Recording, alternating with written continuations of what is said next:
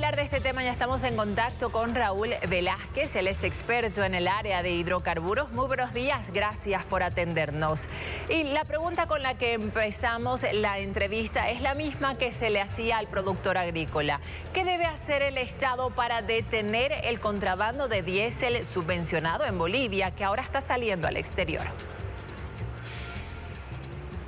¿Cómo está, Gabriela? Buenos días, un gusto poder conversar con ustedes, muchas gracias por la entrevista.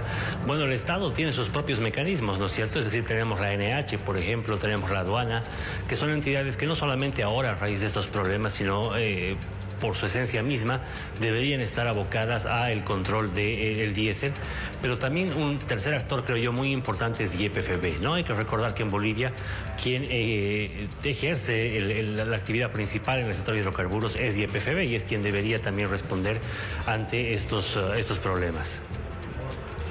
Eso en cuanto a los controles, pero ¿qué debe pasar de manera interna? ¿Cuál debería ser la política de hidrocarburos en el país?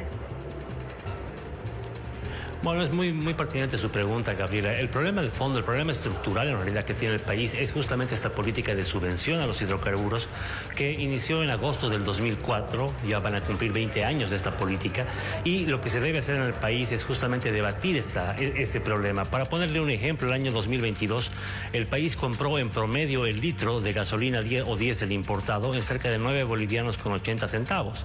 Sin embargo, en el mercado interno ese mismo litro de diésel se lo vende a 3 bolivianos con 72 centavos. Entonces la diferencia de casi 6 bolivianos es obviamente muy grande y la viene cubriendo el país. Entonces, claro, el contrabando es parte del problema, ¿no? Es una parte importante del problema. Sin embargo, el problema de fondo, el problema estructural es esta política de subvención ciega que está implementada en el país desde el 2004.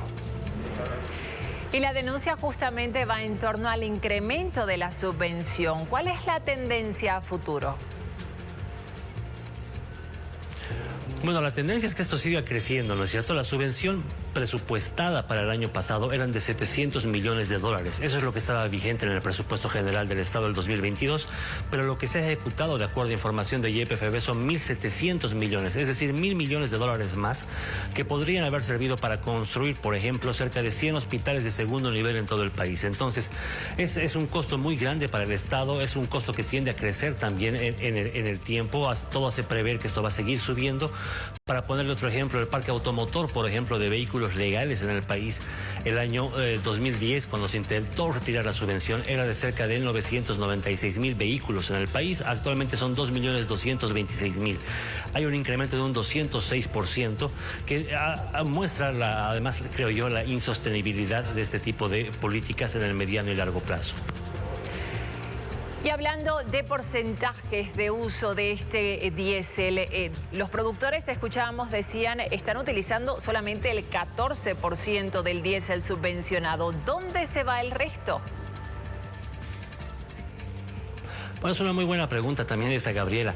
Cuando uno analiza la información que ha puesto a disposición del público YPFB, además, dicho sea de paso, a partir de este escándalo que viene ocurriendo, se ve que Santa Cruz evidentemente es el departamento que demanda más diésel en Bolivia, cerca de un 38%, pero cuando uno ve los crecimientos por departamento, sin duda llama la atención el crecimiento de La Paz, por ejemplo, que ha demandado un 66% más de diésel el 2022 que el año 2015. ¿No? Y uno se pregunta en la dinámica económica que tiene La Paz, ¿a dónde va esa cantidad, ese incremento en la demanda de diésel? Y las respuestas probablemente ahí sean el contrabando o el tema de la minería cooperativizada, minería ilegal en el norte del país, que también demanda diésel, ¿no? Otros departamentos donde también se ve incrementos es Beni y Potosí, donde también existe actividad minera y también son frontera, ¿no es cierto? Entonces el contrabando y las actividades ilegales vienen demandando también más diésel. Entonces no es solamente un problema focalizado hacia un solo sector económico como la agroindustria, por ejemplo, sino que es un problema que atañe a todo el país. Finalmente, ¿qué va a pasar con el declive de los pozos en Bolivia?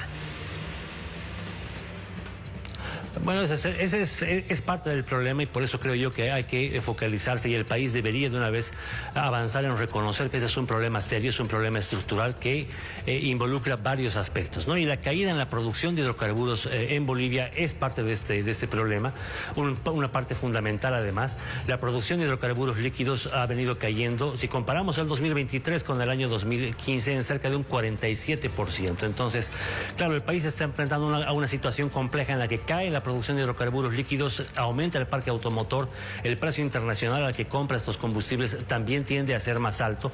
Entonces es fundamental, creo yo, Gabriela, que surjan propuestas de solución a un problema concreto por los diferentes actores, no solamente del sector de hidrocarburos, sino de la economía y de la realidad política y social del país. Le agradecemos muchísimo por esta entrevista. Era Raúl Velázquez, experto en hidrocarburos, que estuvo hablando